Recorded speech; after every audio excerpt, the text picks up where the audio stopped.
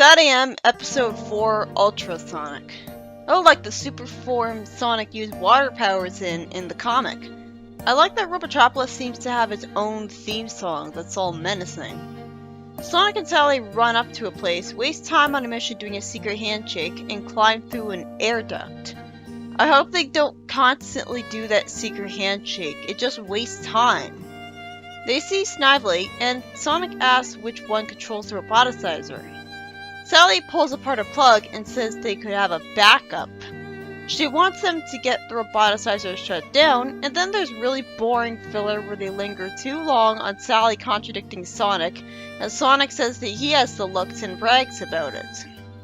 Sonic talks to Snively after they're caught, and Snively activates the fire extinguishers in the air duct because he thought to put them in there of all places. So why was there a plug for a roboticizer's electricity even in an air duct to begin with instead of connected in the room it was in?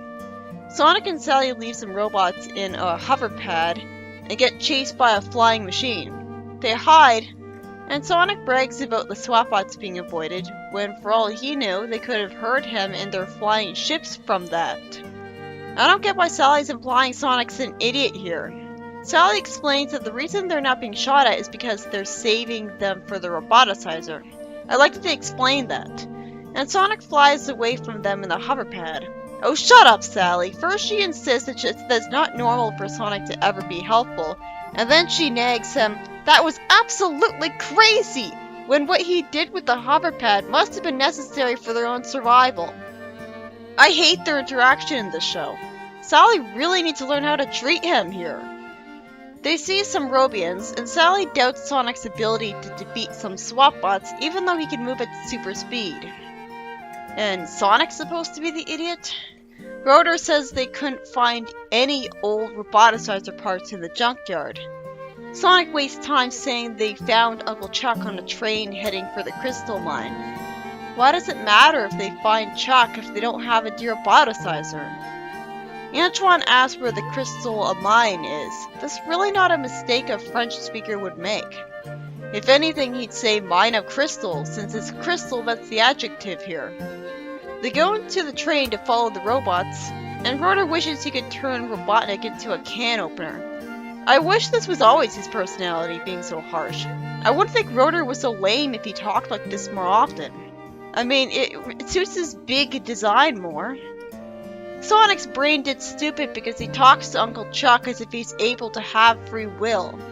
Chuck doesn't recognize him naturally and presses the alarm and goes after him, acting like a zombie with the way he roars and grunts, instead of just talking like a robot.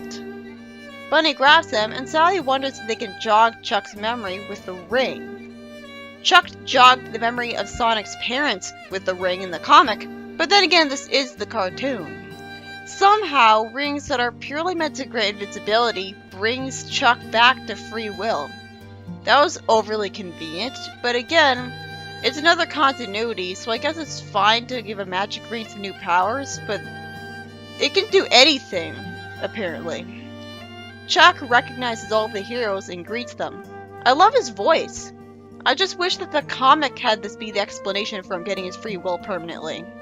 Because while it's insultingly easy and anticlimactic compared to Rotor reprogramming him, it's at least easy to understand instead of Chuck warping to another place, magically returning his free will. I like that Sonic says to Chuck, "More important than you?" He clearly has a soft side for him. Anyways, they jump down a hole, and Chuck says Robotnik is mining an energy crystal. Removing that much active crystal would apparently destroy the whole ecosystem. Why? Would it blow up? Chuck says they should shut the whole thing down, telling Sally to cut the main power circuits at the control center. Chuck then has a headache briefly, and Sonic asks if he's feeling okay. Great! I guess this implies that his free will is only temporary. Just like with Mutski. I mean, that just reeks of clumsy foreshadowing. It's a shame. I'd love if Chuck was part of the Freedom Fighters, although I prefer Sally as the leader. The heroes sneak around, jump down, and Chuck says they're about to meet the most powerful bot of all. It's a giant Dinobot, a planet-devouring machine that will never see devour an entire planet. Sonic wishes that it was on their side, and Chuck says that's their plan. I love the idea of the heroes reprogramming Eggman's machines to be working with them, like the Nice Nick concept. They jump onto the back of the robot, and Chuck's plan was to get eaten by it so he could get inside. Sonic and Bunny also get in its mouth, and Bunny keeps his mouth open by using her super strength to make its jaw stuck open.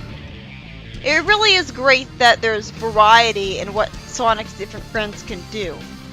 Bunny's super strength, Nicole does a hacking thing, so it's sneaky espionage missions, and Sonic, runs around. So much better than IDW, where everyone just fights robots, and that's it. Sally says there's a toggle switch on the foot of one of the robots.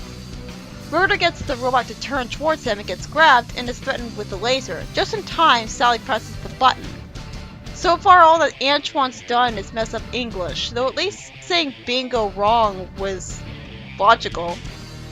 Bunny uses a lever to help out, and when the cranes start lifting up the giant energy crystal, it makes me wonder how it would be weaker than the Chaos Emeralds or Master Emerald. A much bigger deal should be made about this thing. Chuck calls Sally and tells her to get to work. The heroes take control of the robot. Some rope gets tied around the Dinobot by some SWAT bots who shoot rope at it from some machines. Chuck says they need to use a laser drill to destroy the crystal. The crystal absorbs the laser energy since it's magical after all. Seriously, how would this thing not be more powerful than the Master Emerald? It looks like a giant one. Why don't the heroes, carve out parts of it to take with them? Why don't they just call it a Chaos Emerald? I guess that'd be too unoriginal.